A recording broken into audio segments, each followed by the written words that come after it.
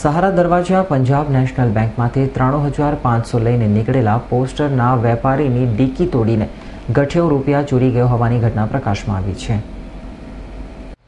Varachha road ઉપર હીરાબાગ વિસ્તારમાં આવેલી વિઠ્ઠલનગર સોસાયટીમાં રહેતા અને સાડીમાં પહેરીને મોડેલ તરીકે મૂકવામાં આવતા ફોટાનો વેપાર કરતા હરેશ દુધાત બપોરે વેપારી આપેલા બેરેટ ચેક વટાવવા માટે સહારા દરવાજા સ્થિત પંજાબ નેશનલ બેંકમાં તેમની ઓફિસમાં કામ કરતા કર્મચારી સાથે ગયા હતા. બેંકમાંથી ચેક વટાવી બપોરે 2:30 વાગ્યાના અરસામાં 93,500 લઈને બહાર નીકળેલા આ વેપારીને રૂપિયા મોપેડની ડીકીમાં મૂક્યા બાદ તેને ચાલુ કરવાની કોશિશ કરતા હતા ત્યારે આગલો વ્હીલ પંચર જોવા મળ્યો અને બેંકની નજીકમાં જ પોપ્યુલર ટાયર નામની પંચરની દુકાન હોય ત્યાં પહોંચ્યા હતા.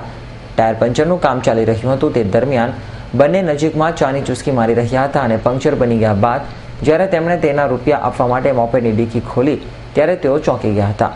ડીકીમાં મૂકેલ રોકડા રૂપિયા ગાયબ હોય ત્વરિત તેમણે મહિધરપુરા પોલીસને જાણ કરતા પોલીસનો કાફલો સ્થળ ઉપર દોડી આવ્યો હતો અને તપાસ હાથ ધરી હતી.